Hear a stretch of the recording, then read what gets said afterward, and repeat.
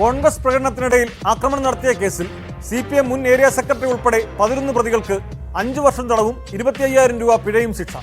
Kottarakkara assistant sessions കോടതിയാണ് ശിക്ഷ വിധിച്ചത്.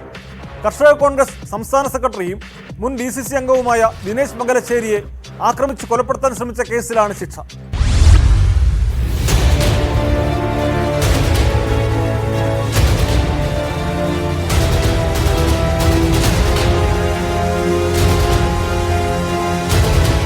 CPM മുൻ ഏരിയ സെക്രട്ടറി കോട്ടാത്തല ബേബി അടക്കം 11 പേരെയാണ് കോടതി ശിക്ഷിച്ചത്. നിസാം, ശ്രീകുമാർ, ജയകുമാർ, സുധി, അരുൺ, സന്തോഷ്, ദീപു, ഷിജു, ഷംസുദ്ദീൻ, അരുൺ ദേവ്, ദിലീപ് തോമസ് എന്നിവരാണ് മറ്റ് പ്രതികൾ. 5 വർഷം വീതം തടവും 25,000 രൂപ പിഴയുമാണ് കൊട്ടാരക്കര അസിസ്റ്റന്റ് സെഷൻസ് കോടതി ശിക്ഷ വിധിച്ചത്.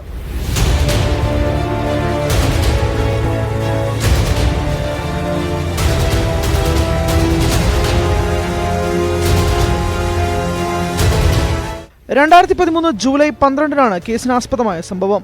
അന്നത്തെ മുഖ്യമന്ത്രിയായിരുന്ന ഉമ്മൻചാണ്ടിക്കും കേന്ദ്ര സഹമന്ത്രിയായിരുന്ന കൊടിക്കുന്നിൽ സുരേഷിനും അഭിവാദ്യം അർപ്പിച്ച് കോൺഗ്രസ് പ്രവർത്തകർ നടത്തിയ പ്രകടനത്തിനിടെയായിരുന്നു ആക്രമണം.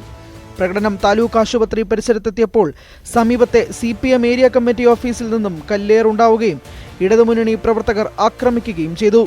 കോൺഗ്രസ് നേതാവ് ദിനേശ് മംഗലശ്ശേരിയെ വളഞ്ഞിട്ട് ആക്രമിച്ചു. ഇദ്ദേഹത്തിന്റെ തലയ്ക്ക് വെട്ടേൽക്കുകയും ഇടത് കൈക്ക് ഒടിവ് സംഭവിക്കുകയും ചെയ്തിരുന്നു. സത്യം ജയിച്ചു. സത്യം അവസാനം നീണ്ട 12 വർഷമെടുത്തു എങ്കിൽ പോലും സത്യം ജയിച്ചു.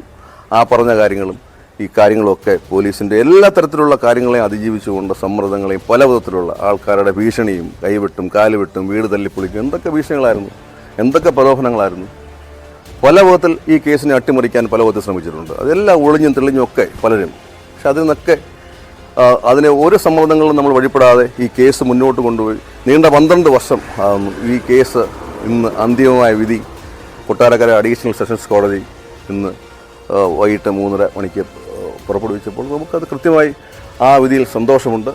നമുക്ക് തീർച്ചയായും കോടതിയോട് അങ്ങേയറ്റം ബഹുമാനമുണ്ട്. കേസിന്റെ വിചാരണ വേളയിൽ 13 സാക്ഷികളും കൂറുമാറിയത് വെല്ലുവിളി സൃഷ്ടിച്ചിരുന്നു. സാഹചര്യ തെളിവുകളും ആക്രമണ ദൃശ്യങ്ങളും കേസിൽ നിർണായക തെളിവായി.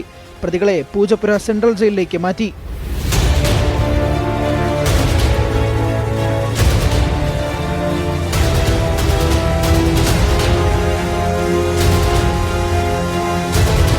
ന്യൂസ് 18 കൊട്ടാരക്കര.